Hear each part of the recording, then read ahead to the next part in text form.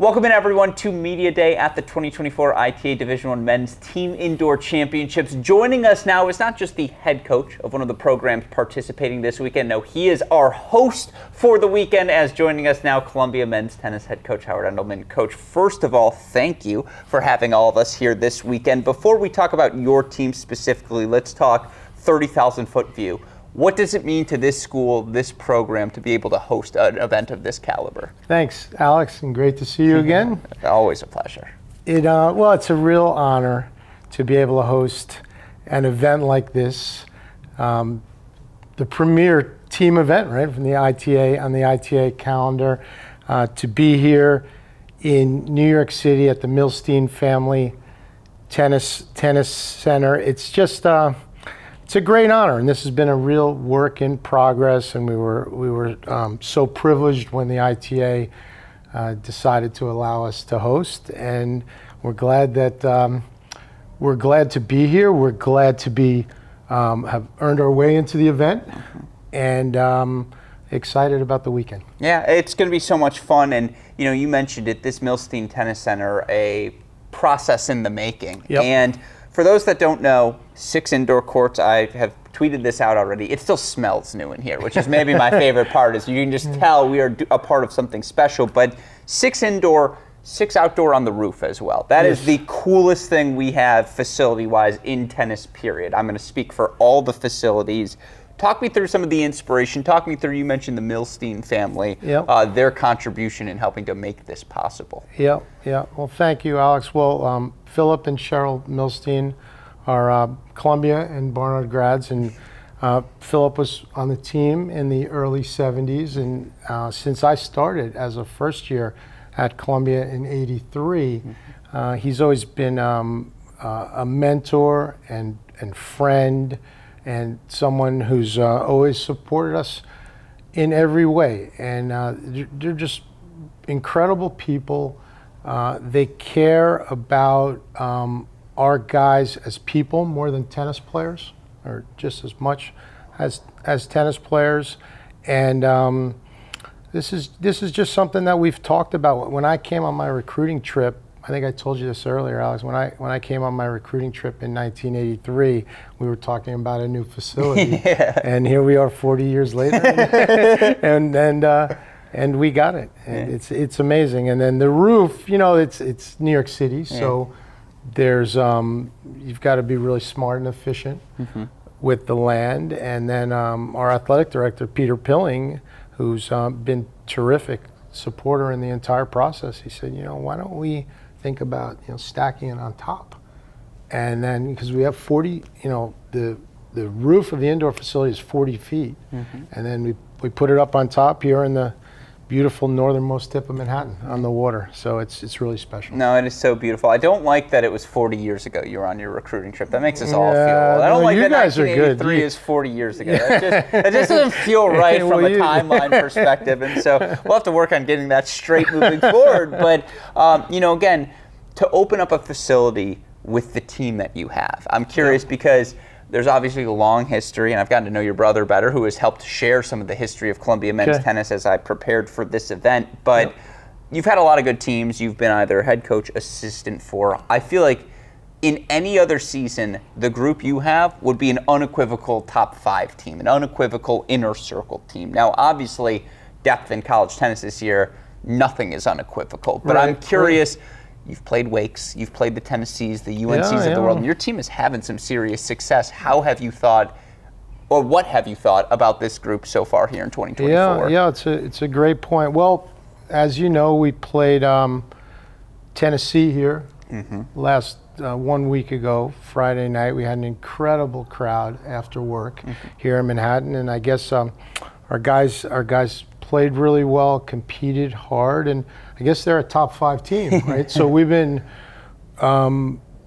we feel good. We have a good mix of kind of older guys. You were talking to several of them, and then some young players like Michael is obviously.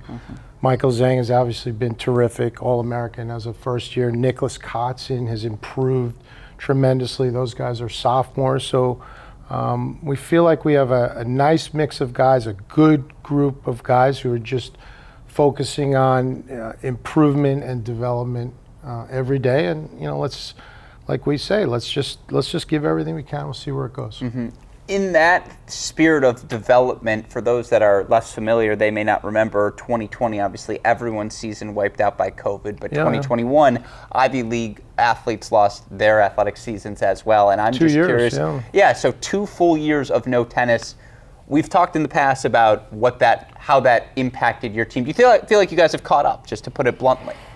Well, it's funny you say that, because what was that, 21 that we spoke in Kalamazoo, right? Something like that, It was 21, and when we started again in September, after 2 years off, we only had 2 players left. Everybody was gone because the Ivy League rules, all our guys just graduated. And then we had 8 new players. We had 8 new players that September and no facility because they were building this. So we're just bouncing around everywhere. And, just trying to keep it together. And then our guys have grown. The seniors now that's the year where their senior year of high school stopped in March. Yeah. And then their entire first year at Columbia was all virtual. So these guys weren't on campus at all. So then they got here, and then there's no facility because the old facility was demolished a couple months after COVID started. So it's definitely been a transition to get it going, and our guys, to their credit, we've been bouncing around a lot, but now we're here, and we're really glad to be here. It's an amazing story to tell, and with my last 2 questions, I want to ask, it's still early in the season, it's February, you feel like no one at this point knows exactly what their team is, but I want to ask just bluntly, how good is this team in your mind? You've been around a lot of good groups. Does this group have top 8 in it? Like pushing, again, top 16 seed is one thing. First 3 rounds at the Milstein Tennis Center, that's pretty appealing. As you open up a new facility, does this team have that in? Yeah, I know you mentioned it. You mentioned it on your podcast earlier in the year, and we were able to host the regionals the 2 years prior to COVID. 18 and 19, and those were really good teams. We hosted at the U.S. Open because we didn't have any outdoor courts. And then COVID cut it all short in March of 2020. And, let's see. There's a lot of people. We did a walkthrough with the officials, and they're saying, maybe we'll be back here again. And this, let's see where it goes. It's like we don't really want to limit anything or make any any predictions. I just feel like let's see what can happen. We feel pretty good of how our guys are getting better, about how they're getting better, and there's a few things to kind of work through to continue to improve. But let's just see. Like you said, I mean, look, we played North Carolina here at the end of January. We had a great match there. We had a great match with Wake down in Winston. They were absolutely terrific.